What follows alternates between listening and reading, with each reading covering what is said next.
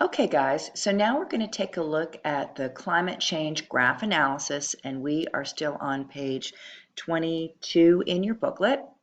So the next few graphs come from a study of ice core samples taken from the Greenland Ice Sheet Project in 1993, and they were taking a look at how temperature, atmospheric gas, and other particles interact to create climate change. So let's take a look at question number one.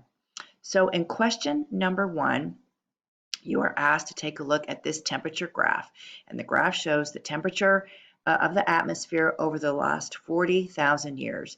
The temperature of the atmosphere cannot be measured directly from ice cores, but can be determined by a ratio of oxygen isotopes in the snow that fell each year. The last ice age ended approximately 14,500 years ago. So the question asks you to describe the variables shown on the graph. So the two variables are temperature and years before present. So temperature, notice the temperature ranges from minus 30 degrees all the way down to it looks like maybe minus 60 degrees Celsius. So that's pretty cold. The years, now that is from zero looking back to 40,000 years ago.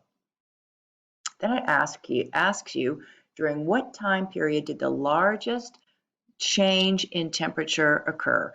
So by that, when did the temperature drop the most?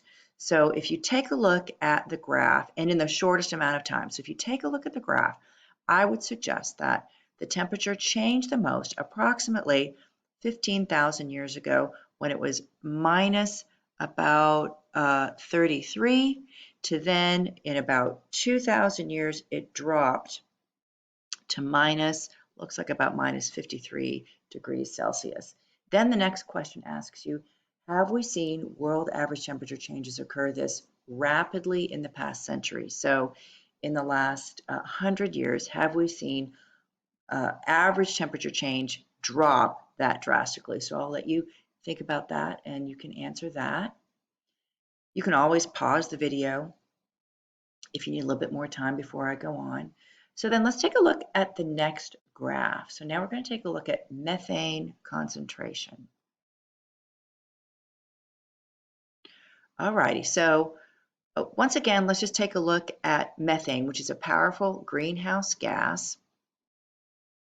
And over here on our y-axis, we see the measurement in ppbv, 1600 all the way down to 300. Once again, our time, 0, all the way back to 40,000 years ago. So number 2, when did the largest change in methane gas concentration occur? So if you just sort of take a look at the graph, when did the biggest change occur? It appears to me that the biggest change occurred from in this range right here, from approximately 12,000 to 10,000 years ago. Now, question number 3 asks for you to compare the methane with the temperature. So here's methane and temperature together. What is the general relationship between methane concentration and temperature? So when you take a look, so this line right here, this solid line, this is our methane, and then the blue is the temperature.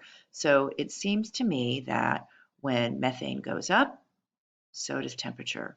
When methane goes down, so does temperature. You can see that consistency all through the graph, all the way up through present day.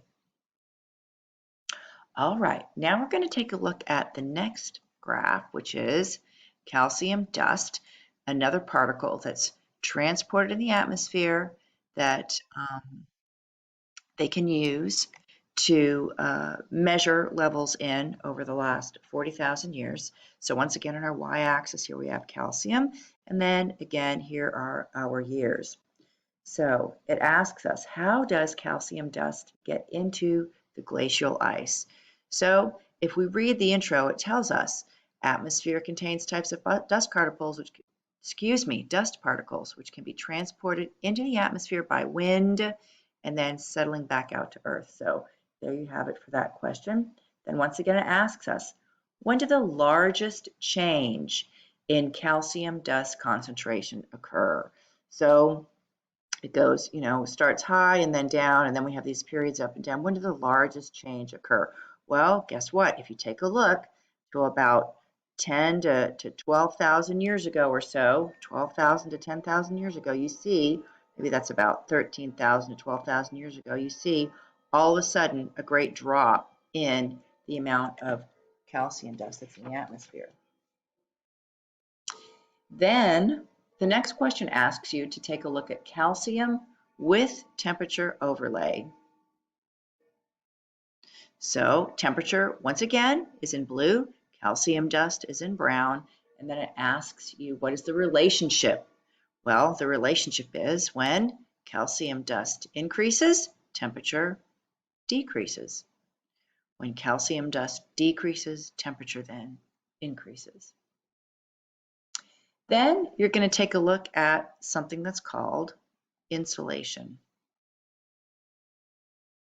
So scientists know that the angle of the Earth's tilt and the direction at different points in the orbit have changed over time, so that the intensity of solar radiation or insolation has varied over time, as has the location on Earth where most direct solar radiation has fallen. At present, most direct solar radiation falls on Greenland during the Northern Hemisphere's summer. The graph shows how the amount of solar radiation striking Greenland has in fact varied over time. So here on our y-axis, watts per meter, and there we go, our same variable on our x-axis. And then we're going to, so when did the largest change in insolation occur? So if you take a look at when it goes from here all the way up, I would argue that about maybe 18,000 years ago until 10,000 years ago is when we see the biggest swing in insolation. Then we're going to take that graph and we are going to overlay it with our temperature. Look at the insolation graph with the temperature overlay showing what is the general relationship between insolation and temperature. So once again, you see, right, temperature, the general trend. When insolation goes up, so does temperature. You can really see the swing over here. All right, and then, oh my goodness, what would that suggest? All right, what else besides the chemicals in the atmosphere affects the temperature of the Earth? So this says it up here. It talks about solar radiation is going to impact that as well. All righty, so then the last question asks you, how might any of these variables be used to determine past or future climatic conditions? All right, so that means you're going to take a look at that data that we just discussed, and what can they say about the future, possible future, how can they be used to determine future climatic conditions?